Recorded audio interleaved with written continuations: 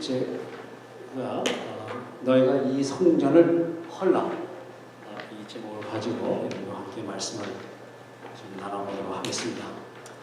예수님께서 예루살렘 성전에 성전을 방문하셨을 때 아주 기막힌 그런 일들이 벌어지고 있었습니다. 예루살렘 성전은 주변에 높은 담이 쳐져 있고 담 밖의 뜰을 우리가 이방인의 뜰이라고 불렀습니다. 그 당시에 걸어가지 못했다고 하는 이방인들은 이방인의 뜰까지만 들어올 수가 있었고 성전에는 들어갈 수가 없었습니다. 근데 이 이방인의 뜰에 이제 가축을 파는 가축 시장과 환정상이 펼쳐지고 있었습니다. 그래서 예수님께서 그런 모습을 보고 예수님께서 방금 여러분께서 읽은 2장 15절을 보게 되면 예수님께서 노끈으로 채찍을 만들어서 양이나 소를 다 성전에서 내쫓으시고 동사를 좀 집중적으로 여러분들 보시게 되면 예수님께서 얼마나 화를 내시면서 분노를 하셨는지 우리가 알 수가 있는데요. 그래서 양이나 소를 다 성전에서 내쫓으시고 돈 바꾸는 사람들의 돈을 그 상을 엎으시 쏟으시며 상을 엎으시고 돈을 쏟으시고 상을 엎으시고 평소에 우리 주님께서는 참 사랑의 주님 또 평안하시고 온유하시고 겸손하신 그런 모습으로 우리에게 다가오는데요. 오늘 요한복음 2장 성전 청소를 하시는 우리 주님을 보게 되면 좀 채찍으로 정말 이 채찍으로 사람들을 심판하시는 주님의 모습을 우리가 엿볼 수가 있습니다. 우리가 이제 이 구절을 우리가 예수님께서 성전을 청결 혹은 청소하신 사건이다 이렇게 여러분들이 아마 성경에 보면 그렇게 이제 소제목이 이렇게 붙어 있는데요. 예수님께서 이 성전을 청결해서 다시 사용하겠다는 그런 것이 아니고 예수님은 성전 예배를 종식하려고 하는 그런 의미에서 성전 청소를 하고 있음을 볼 수가 있습니다. 그래서 결과적으로 예수님께서는 이 사건을 토대로 해서 성전 모독죄로 결과적으로 이제 예수님이 십자가에 못 박히는 단초를 제공하게 됩니다. 결과적으로 예수님께서는 십자가에 못 박혀서 돌아가시고 부활하신 후에 부활하신 자기 몸을 상징하는 이제 교회가 이제 탄생하게 된 것이죠. 예수님께서 성전 예배를 종식한 이 예배의 종식은 우리가 AD 70년에 로마군이 예루살렘 성을 공격하면서 로마의 군의 그 당시 이제 타이투스 장군이라고 아마 성경에는 디도 장군이라고 이렇게 번역이 되어 있을 텐데요. 디도 장군이 예루살렘 성을 공격해서 정말 돌 하나 남기지 않고 완전히 멸망시킴으로 말미암아 성전 예배는 예수의 말씀대로 성전 예배는 그 이후로 한 번도 우리가 성전 예배를 드린 적이 없고 성전 예배의 종식을 가져오게 됩니다. 자, 그렇다고 한다면 오늘 이제 예수님께서 이 성전을 헐라 내가 사흘 동안에 이 성전을 다시 일으키시다 이런 말씀을 하시는데 그것은 예수님께서 부활하신 후에 자기 몸된 교회의 탄생을 예고하신 말씀이라고 볼 수가 있겠죠. 그래서 AD 70년에 디도 장군에 의해서 로마가 완전히 이제 멸망을 하게 되는데요. 사실상 디도 장군의 로마군 그 사이에서 퍼져나갔던 그런 루머, 소문을 보게 되면 어떤 소문이 나 있었냐면 이스라엘 이 유대인들은 금을 성전 그 벽돌 사이에 금을 숨겨놨다. 이런 그 소문이 이제 퍼지기 시작하면서 로마군들이 예루살렘을 점령했을 때 정말 돈 하나, 벽돌 한 장 남기지 않고 완전히 멸망시키는 것을 우리가 볼 수가 있죠. 단지 여러분들이 예루살렘 성을 가보시면은 이제 이렇게 서편성이라고 하는데요. 통곡의 벽이라는 한 150m 정도 길이 정도 남아 있는 벽을 여러분들이 발견할 수가 있는데요. 이 통곡의 벽만 남아 있고 모든 그 화려했던 성전 46년간 지었던 헤롯 성전이죠. 이 성전이 그 아름다운 성전이 로마군에 의해서 완전히 파괴되고 멸망된 그런 사실들을 우리가 주목해 볼 필요가 있습니다. 그래서 이제 통곡의 벽에서 유대인들이 저런 모습으로 이제 기도를 하고 있는 것을 볼 수가 있는데요. 자, 그렇다고 하면 오늘 이제 예수님께서 성전 예배를 종식한 후에 과연 우리들에게 어떤 예배를 드리기를 주님께서 원하셨느냐 하는 것입니다. 그것을 오늘 이 시간에 여러분과 함께 나눠보기를 소원합니다. 우리가 이제 예수님께서 이렇게 이제 분노하시고 채찍을 만드셔서 가축 시장의 사람들을 다 내쫓으시고 환전상의 상을 들어 엎으시고 이렇게 이런 화를 진노하시는 그러한 왜 예수님께서 진노하셨는지 그리고 왜 이러한 일들이 벌어졌는지는 성경에 자세히 나와 있지 않습니다. 그래서 그러한 연유를 여러분들과 함께 잠깐 살펴보면요. 우선 성전 뜰의 그런 시장 현황을 한번 보게 되면 이제 성전 뜰 상황은 바로 이런 거였죠. 유대인들이 가장 아주 크게 세는 명절이 바로 유월절이죠. 여러분들이 잘 아시다시피 그러니까 유월절은 이스라엘 백성들이 400년 동안 애굽에서 종살이를 하다가 출애굽의 그 해방을 기념하는 날이 바로 유월절입니다. 그 해방을 기념하는 유월절이지만은 또 살아있는 유대인들은 제2의 출애굽을 대망하며 갈망하고 있었어요. 제2의 출애굽. 제2의 출애굽이라는 것은 뭐냐면 유대인들은 항상 다윗과 같은 메시아가 나타나서 그 당시에는 이제 로마의 압제하에 있었죠. 로마 압제에서 해방을 가져오고 정치적으로, 경제적으로, 사회적으로 안정을 이루며 편안한 국가 또 경제적으로 풍요로 다윗이 되처럼 말이죠. 그런 다윗과 같은 메시아가 나타나서 메시아가 도래하기를 아주 이스라엘 사람들은 아주 소망하고 갈망해 왔던 것입니다. 그래서 지금도 이스라엘 사람들은 다윗과 같은 그런 메시아가 이제 올 것이라고 믿고 있고 다윗과 같은 그런 메시아가 왔을 때 제2의 출애굽이 일어나리라 라고 이렇게 믿고 있습니다. 그래서 6월절이 아주 중요한 절기였는데 우리나라 달력으로는 4월 중순경에 됩니다. 그렇게 되면 예루살렘에 있는 반경 40km 안에 있는 모든 유대인들은 의무적으로 예루살렘 성전을 방문해서 참배를 하도록 그렇게 되어 있었습니다. 그뿐만 아니라 소아시아라든가 유럽에 살고 있는 많은 그 유대인들이 있었어요. 그리고 대부분의 사람들이 경건한 유대인들은 반드시 6월절 날 예루살렘을 찾아와서 이제 참배를 하도록 되어 있었습니다. 그런데 이분들이 그냥 오는 것이 아니고 19세 이상이 된 남자는 누구나 다 성전세를 내도록 되어 있습니다. 성전세. 그 성전세는 반 쉐켈이라고 얘기하고 쉐켈이라고 얘기하는데 우리나라 말로는 쉐켈이고요. 히브리 말로는 쉐켈. 근데 쉐켈은 우리가 이제 반 쉐켈은 성인이 이틀 노동한 품삯입니다. 그러니까 현재 우리나라 이제 임금이 올라가지고 지금 하루 성인 1일 품삯 한 8만 원 정도 되죠.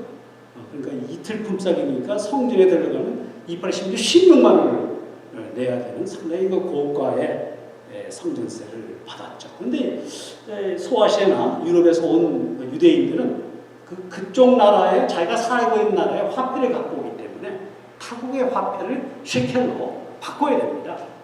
근데 이 바꾸는데 그 환전 수수료라는 게 있죠. 여러분들이 이제 캐나다에 오실 때도 우리나라 돈으로 캐나다에 달러로 이제 바꾸지 않았습니까? 환전 수수료가 우리는 뭐 그렇게 많지 않은데 그 당시에는 환전 수수료가 성인 이른의 하루 품삯과 같았다고 합니다. 그런데 3일간의 성전에 들어가려면 3일간의 3일간의 성인 품삯을 내야 돼요. 38에 24만 원을 내고 성전 안에 들어가서 참배를 하는 그 엄청난 이런 성전세를 이제 걷게 되었던 것이죠. 네. 그래서 이 당시에 성전세로 받은 그 수익이 뭐 10만 불 정도가 된다고 하는데, 지금도 10만 불은 상당히 큰 돈인데요. 그 당시에는 아주 큰 돈이라고 할 수가 있겠습니다. 또한 이제 두 번째는 이들이 이제 성전을 방문하면서 희생 제물을 이제 바치지 않습니까? 희생 제물.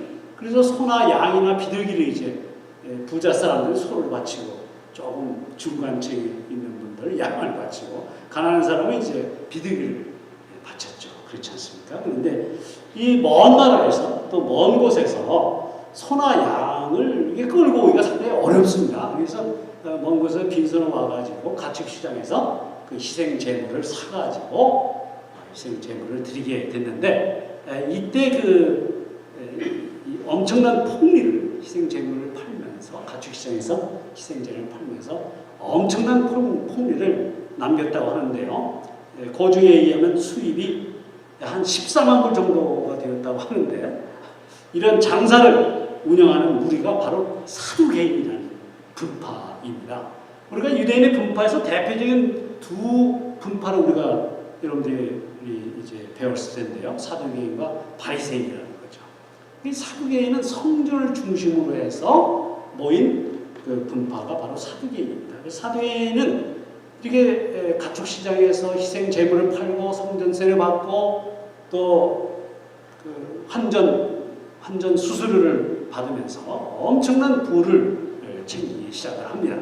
그런데 이제 이 성전을 지켜줄 성전의 시큐리티가 상당히 큰 문제죠.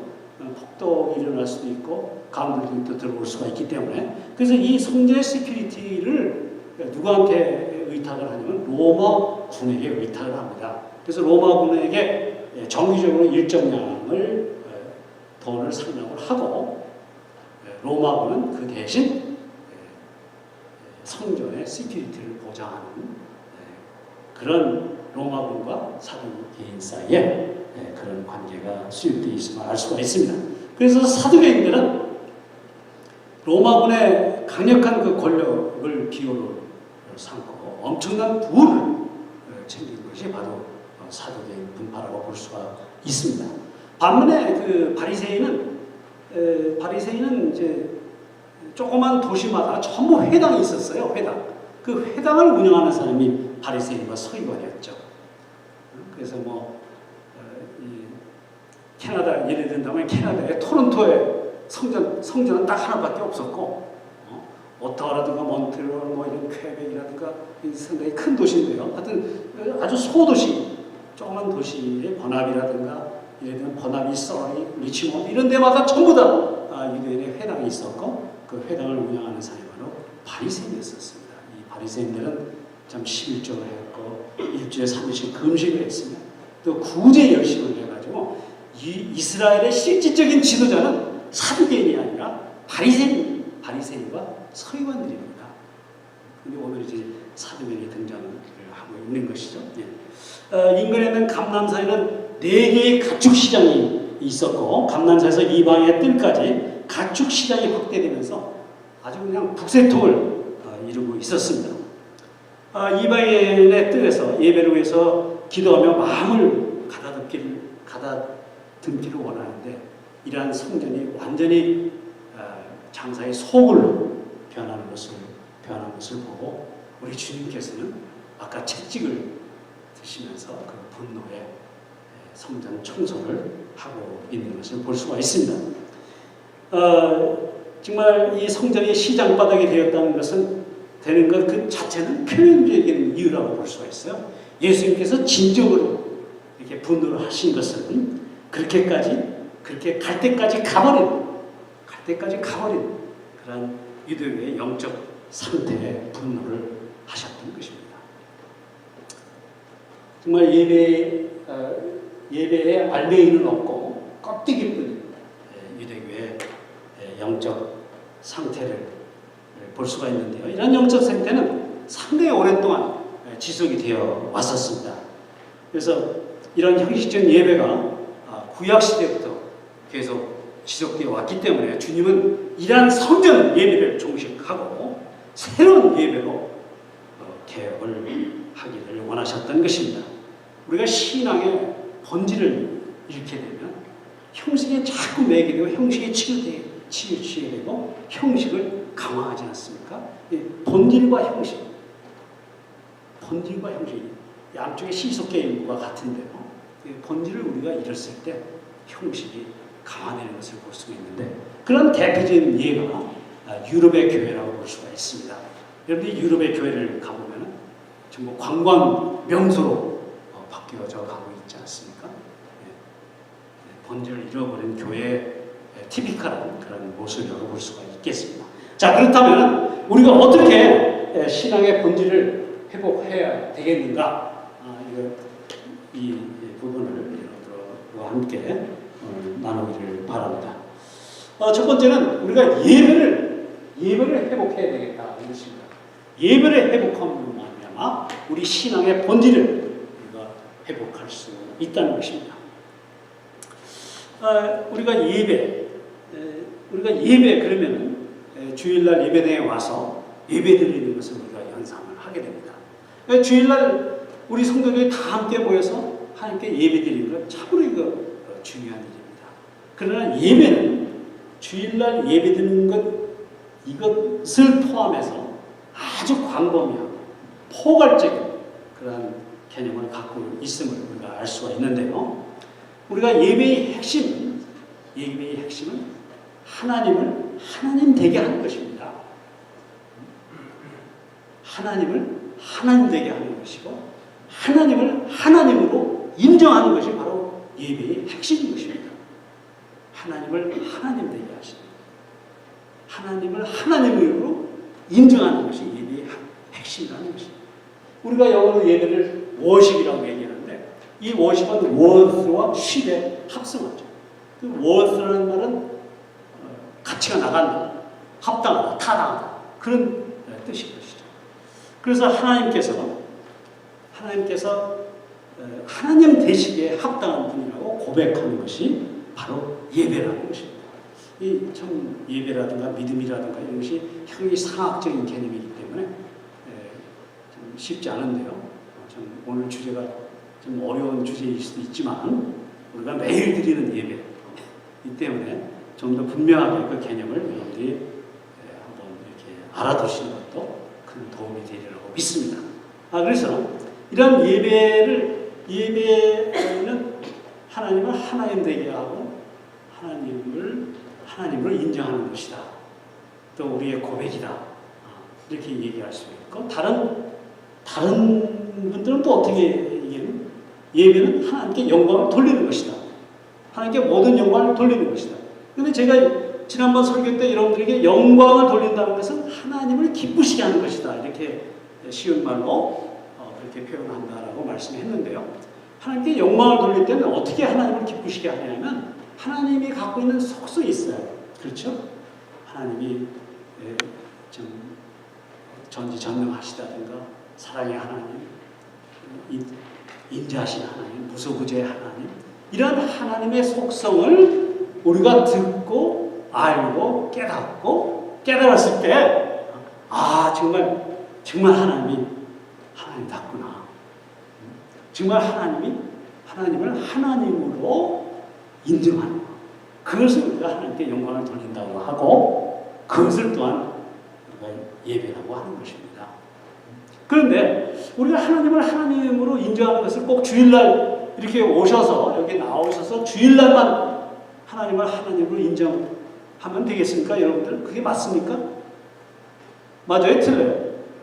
물론 주일날도 하나님을 하나님으로 인정을 하셔야 되겠지만은 이 예배를 떠나면서 매일의 삶 속에서 생활 예배를 통해서 여러분들이 하나님을 하나님으로 인정하셔만 해야 될 줄로 믿습니다. 네.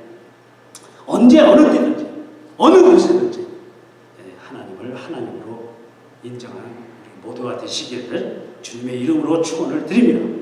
우리가 본문의 말씀 16절을 보게 되면 내 아버지 집으로 장사하는 집을 만들지 말라고 이렇게 여기 요한복음에 되어 있지만 다른 복음서 마태복음, 마가복음, 누가복음 보게 되면 상당히 강한 어조를 쓰고 있는데요. 마가복음 11장 17절을 보게 되면 어떤 표현을 쓰고 있냐면 내 집은 만민이 기도하는 집이라 칭함을 받으리라고 하지 않았느냐. 너희는 왜 내 집을 내 이 성전을 강도의 소굴로 만들었더라. 이렇게 말씀을 하시고 계세요. 이 성전의 본질이 뭐냐? 성전의 본질은 여기서 마가복음 11장 17절에 의하면 성전의 본질이 뭐라고요? 성전의 본질은 만민이 기도하는 집이라는 것입니다. 성전의 본질은. 여기서 만민이라는 것은 이방인과 유대인 할 것 없이 다 만민이죠.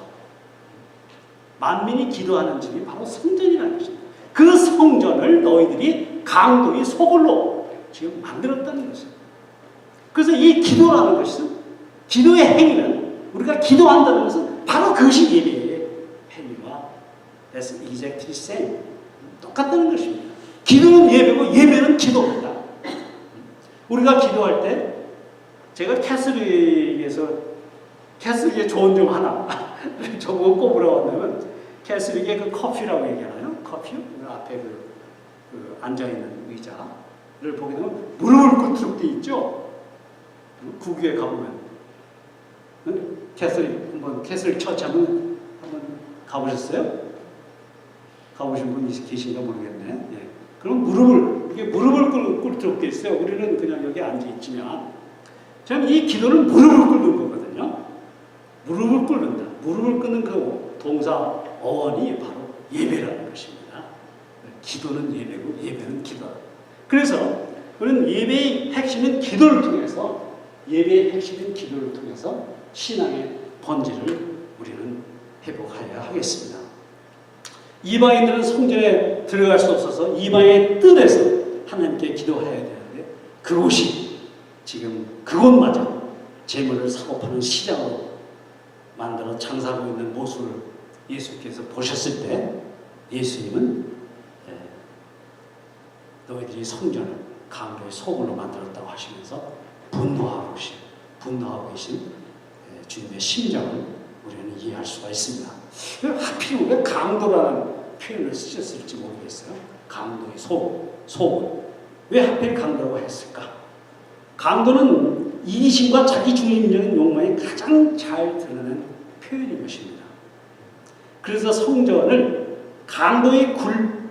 옛날에 강도의 굴혈이라고 표현했는데 새로운 버전은 강도의 소굴로 만들었다는 말은 너희가 하나님을 하나님 되게 하지 않고 너희가 하나님이 돼서 성전을 욕망과 탐욕의 근원지로 만들었다는 것입니다. 성전이 욕망과 탐욕이 가득한 곳이라는 것이죠. 그러나 이러한 성전의 모습은 2000년 전에만 있는 것이 아니라 오늘날 현대교회도 이 교회가 욕망과 탐심이 가득한 그런 곳이 바로 교회인 것을 또 우리가 발견하게 됩니다. 제가 30년 전에 한국에서 교회를 다닐 때인데요. 어느 교회라고는 얘기하지 않겠습니다만 성전을 건축한대요. 예배당이죠. 예배당 건축한다고 하면서 성전 건축 적금이라는 게 있어요. 그래서 성전 건축 적금은 매달 얼마씩 붓는 거죠. 그래서 자기가 이제 나는 얼마 헌금하겠다 이것을 정해가지고 적금을 붓고 적금 통장은 교회 재정부에서 관리를 하더라고요. 참 저는 그때 그런 광경을 보고 어쩌면 이렇게 똑같이 강도의 소굴이라는 말은 상당히 심한 말일지 모르지만 이 교회가 자기 중심적인 욕망과 탐욕 얼룩진 곳이 바로 교회구나 라는 것을 제가 깨달은 바가 있습니다. 참 이런 경험도 한번 해보니까 지금 이게 설교할 때 좀 도움이 되네요. 네. 자, 세 번째는 교회 지도자들이 권위주의를 타협함으로 신앙의 본질을 회복해야 하겠다는 것입니다. 제가 지금 한 5가지를 여러분들하고 나누고 싶은데 그중에 제가 이것을 꼭 좀 집어넣었던 이유가 오늘날 한국교회가 세상에 지탄을 받는 원인 중에 하나가 바로 교회 지도자들의 이런 권위주의가 무너지는 말미암아 세상 사람들은 많은 지탄을 현재 받고 있다는 것입니다. 갑질이 가장 심한 곳이 어디냐? 갑질이 가장 심한 곳이 교회라는 것입니다. 담임 목사가 부목사를 갑질하고 부목사가 전도사를 갑질하고 장로, 집사들이 일반 평신도를 갑질하는 것이 바로 교회라는 것입니다. 그 심리학 공부를 해보면 사회 조직체가 상당히 회사도 많고 여러 가지 조직체가 상당히 많은데 여러 조직체 중에서 가장 상처를 많이 받는 곳이 어딜까요? 그게 바로 교회라는 것입니다. 교회에서 상처를 가장 잘 많이 받습니다. 우리 평양교회는 예외예요. 평양교회 예외입니다. 예외. 정말 한 300명, 400명 교인 수가 많아 보십시오. 교회 일을 하다 보면은요, 갈등이 많이 생겨요. 우리는 뭐, 일을 하게 되면 서로 의견이 대립되고, 그 의견이 서로 대립되는 관계에서 우리나라 사람들이 참 입이 무겁지가 않아요. 입이 가벼워요. 그냥 상처받는 말을 그냥 내뱉거든요. 그 말로 상처를 받아요. 그런 것이 바로 교회인데요. 정말 예수님께서는 이런 말씀하시죠. 내가 세상에 온 것은 섬김을 받으러 온 것이 아니라 도리어 섬기려 하고 많은 사람의 대성물로 예수님을 주기 위해 세상에 오셨다. 예수님이 세상에 오신 것은 섬기러 오셨다는 것이죠. 마가복음의 이 저자 마가는 예수님을 섬기는 종으로 마가복음 16장까지 섬기는 종으로 예수님을 묘사하고 있지 않습니까? 진정한 지도력은 뭐냐? 진정한 지도력은 섬김에서 나옵니다. 자기가 뭐 권위 부리고 권세 부리고 힘 부리는 게 이게 지도자가 아니고 섬기는 데서 진정한 지도력이 나오는 것입니다. 저는 정말 여러분들하고 같이 신앙생활 하면서 저는 제가 여러분들과 뭐가 틀립니까, 여러분들? 여러분들과 저는 똑같아요. 단지 제가 여러분들하고 좀 틀리다고 한다면 제가 좀 신학을 했다는 거. 신학을 하고 훈련을 받고 목사 안수를 받았다는 거. 신학을 했다는 건 뭐냐? 제가 여러분들보다 책을 조금 몇 권 더 읽었다는 거. 그겁니다. 제가 신학 4년 동안 해보니까 그거예요. 여러분들이 읽지 않은 책 제가 읽었다는 거 그겁니다. 다 잊어버렸어요, 지금. 수많은 책을 읽었는데 책을 읽은 걸로 따진다면 뭐 정말 95학점을 제가 했으니까요. 95학점. 한 번 최소한 7, 80권, 100여 권 읽었을 텐데요. 다 잊어버렸어요, 지금. 똑같아요, 그러니까 여러분들하고 제가 단지 나이가 많으니까 나이가 이제 여러분들보다 조금 많아요. 인생 경험이 있고 또 예수님 믿은 지 이제 36년, 7년째 되니까 하나님을 경험한 경험이 그게 조금 있다지 조금이 많이 있는 것도 아니에요. 여러분들하고 저는 똑같습니다. 저는 이 교회의 주인이 아닙니다. 이 교회의 주인은 바로 여러분들입니다. 여러분들이에요. 제가 원고 없는 얘기 자꾸 하는데 제가 원고 없는 얘기 하다 보니까 지금 시간은 자꾸 가고 그런데 한 가지만 더 얘기한다면요. 제가 이 교회에 평양교회 온 지 지금 1년 반 됐습니다. 부임된 지. 부임된 후에 2주인가 3주 돼서 김 목사님이 이제 주보를 만들어서 저한테 가져왔는데 보니까 전부 그냥 가오 목사 이게 다 전부 가오 목사로 돼 있어요. 주보에. 그래서 야, 이거 정말 하나님이 이거 오시면 야, 강호, 네가 이 교회 말아먹냐? 이 교회가 정말 네가 혼자 북치고 장구치냐? 이런 질문을 나한테 하실 것 같아요. 야, 이건 좀 온 성도가 함께 예배드리는, 온 성도가 함께. 물론 제가 이제 북을 칠 수도 있죠. 그러나 장구치고 피리 부르고 깽관에 치는 분이 또 있어야 된다는 거죠. 그래서 베드로전서 2장 9절에 보게 되면 너희는 왕같은 제사장이요 택하신 족속이다. 너희는 나만 해당되는 게 아닙니다. 목회자만 해당되는 게 아니에요. 여러분들 모두가 왕같은 제사장이다. 여러분들 모두가. 나는 이곳에서 목사도 나와야 되고 이곳에서 선교사도 나와야 되고 이곳에서 교사도 나와야 됩니다. 여러분들이 아직까지 여러분들이 은사를 개발하지 않아서 그렇지 하나님께서 우리 교회를 자신의 피로 세우셨을 때 음부의 권세를 이길 수 있는 모든 권력을, 힘을, 은사를 다 주셨거든요. 은사를 빨리 개발하셔야 됩니다. 이곳에 은사가 무궁무진한 근데 난 너무 많다고 생각해요. 초대교회 은사를 우리는 은사를 안 주십니까? 다 주셨어요. 우리가 이것을 개발해서 이 평안교회를 주님의 교회다운 교회로 이끌어 가셔야 될 줄로 믿습니다. 이 아이가 좀 많이 옆으로 가서 죄송합니다. 네. 그래서 제가 이제 미국 침례교회 다닐 때 보니까 성도님들이 목사님을 부르는데 하이 브라더 막 이렇게 부르더라고요. 야, 제가 그것을 보고 아무리 그렇다 해도 어떻게 목사님 보고 하이 브라더 이렇게 부르나 말이죠. 근데 지금도 많습니다.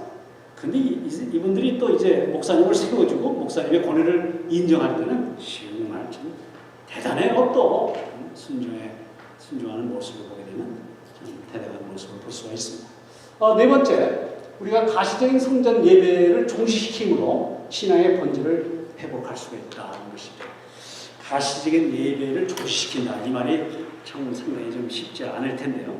자, 이 얘기는 어떤 의미냐면 예수님께서 19절을 보게 되면요.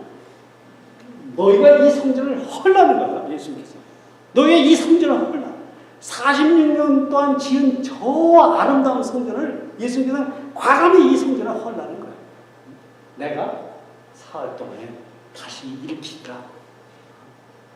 다시 일으키리라 하고 말씀을 하시는 것입니다. 가시적인 종교적인 틀이 우리의 신앙에 얼마나 방해가 되는지 가시적인 종교의 틀이 우리 신앙 성장에 방해되기 때문에 성전을 허물라고 하시는 것입니다. 그 대신 손으로 짓지 않는 영원한 성전, 그것이 바로 예수의 몸된 교회죠. 그 교회를 성전으로 가신 성전을 교회로 대체하겠다. 그래서 예수님께서는 이 성전을 헐어라. 그리고 내가 나흘 후에 다시 세우겠다는 것입니다. 우리가 고린도서 3장 16절을 보게 되면 너희는 거기 3장 16절이 있나? 그러니까 고린도서 3장 16절을 보게 되면 너희가 하나님의 성전인 것과 하나님의 성령이 너희 안에 거하시는 것을 알지 못합니다. 고린도서 3장 16절에 의하면 우리가 다 성전이라는 것입니다. 우리가 성전. 이집산도 성전이고, 가영제인도 성전이고, 다 성전. 성전이 이 교회에 지금 모여 있는 것입니다. 성전이 모여 있는 성전의 집합체, 성전들의 유기적인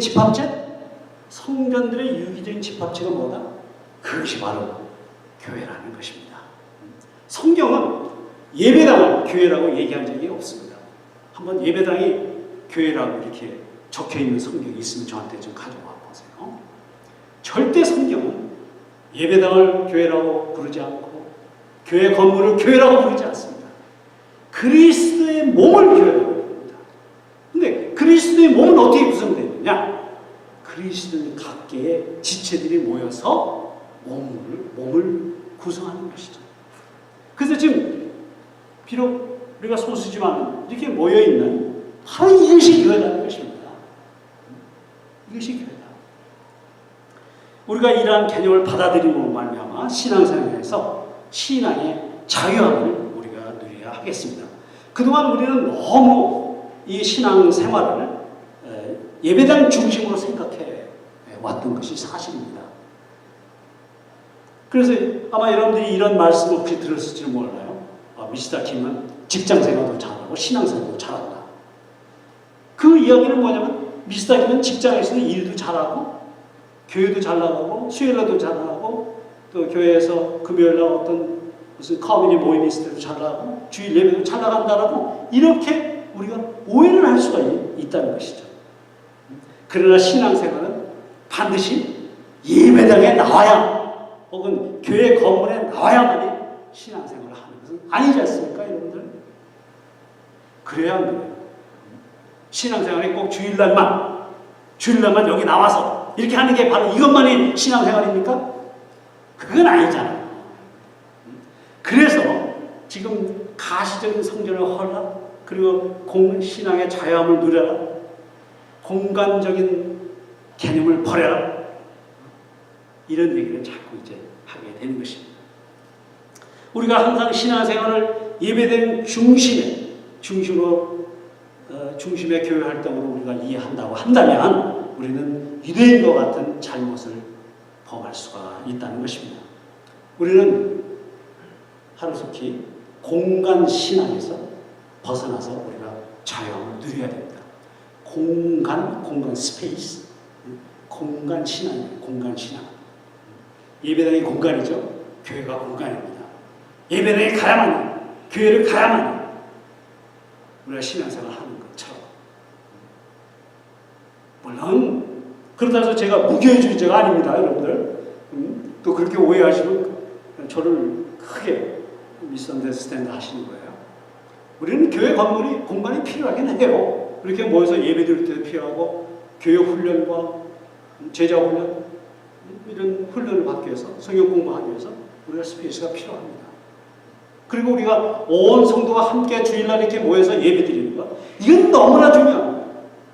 왜냐하면 우리가 함께 예배드리는 것, 이 예배는 평안교회라는 대표성이 있고 연합성이 있고 정통성이 있어요. 여러 지체들이 모여서 교회가 돼가지고 교회가 하나님한테 기도할 때, 그게 좀 세지 않을까요? 강 목사가 혼자 기도하는 것보다 여러분들이 함께 모여서 함께 손을 맞잡고 연합해서 기도할 때 그 힘이 더 세죠. 더 세지 않아요? 우리가 한나라를 위해서 기도할 때도 우리가 각자 기도하는 것도 물론 중요하지만 함께 모여서 한나라를 위해서 기도하는 것, 하나님께서 저는 기뻐 받으실 줄 믿습니다. 교회가 기도합니다. 교회가 기도합니다. 함께 기도합니다. 함께. 이 함께라는 개념을 나를 위해서 모이는 것이 아니라 우리를 위해서 모이는 거예요, 여러분들. 그건 꼭 좀 어느 때 몸이 좀 찌뿌드하고 오늘 좀 쉬고 싶은데 나를 위해서는 쉬어야 되죠. 우리를 위해서는 모여야 돼요. 모이기를 패는 어떤 사람들과 같이 하지 말고 그날이 올수록 더 모이라. 이것이 우리 주님의 말씀이지 않습니까? 우리가 함께 한다는 것. 자, 그래서 우리가 공간 신화에서 벗어나서 자유해야 한다는 것입니다. 그래서 우리가 주일날에는 우리가 다 함께 모여서 하나님께 이렇게 우리 아래의 것을 아뢰고, 또 주일 예배를 통해서 우리는 훈련하고 또 배워야 됩니다. 주일 예배를 통해서. 그래서 여러분들이 주일 예배에서 배우고 훈련한 것을 가지고, 매일매일의 삶 속에서 생활 예배를 드리는 우리 평안교회 모든 성도가 되시기를 주님의 이름으로 축원을 드립니다. 다섯 번째 마지막으로 영적 예배를 드림으로 신앙의 본질을 회복할 수가 있다는 거죠. 예배의 그러면 로마서 12장 1절과 2절을 무시할 수 없기 때문에 로마서 12장 1절을 보면 너무 중요한 말씀이기 때문에 우리가 다 함께 12장 1절 말씀을 크게 한번 봉독하도록 하겠습니다. 시작. 그러므로 형제들아, 내가 하나님의 모든 자비하심으로 너희 몸을 권하노니 너희 몸을 하나님의 기뻐하시는 거룩한 산 제사로 드려라. 이는 너희의 드릴 영적 예배이다. 그래서 너희 몸을 하나님이 기뻐하시는 거룩한 산 제사로 드려라. 너희 몸을 하나님이 기뻐하시는 거룩한 산 제사. 이게 상당히 부담이 되는 말입니다. 너희 몸을 하나님이 기뻐하시는 거룩한 산 제사. 영어 표현은 living sacrifice 이렇게 아주 표현을 하게 되면 그 표현을 읽으면 상당히 겁이 나요. 어떻게 이게 정말 나를 다 들여가지고 나를 다 희생하라는 말인가? 이게 무슨 말인가? 이렇게 혼돈이 될 텐데요.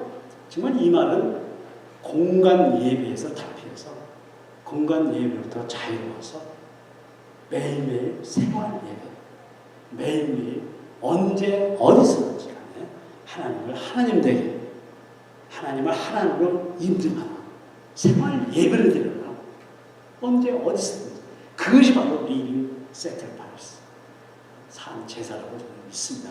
물론 이것을 달리 해석하시는 분도 상당히 많은데요.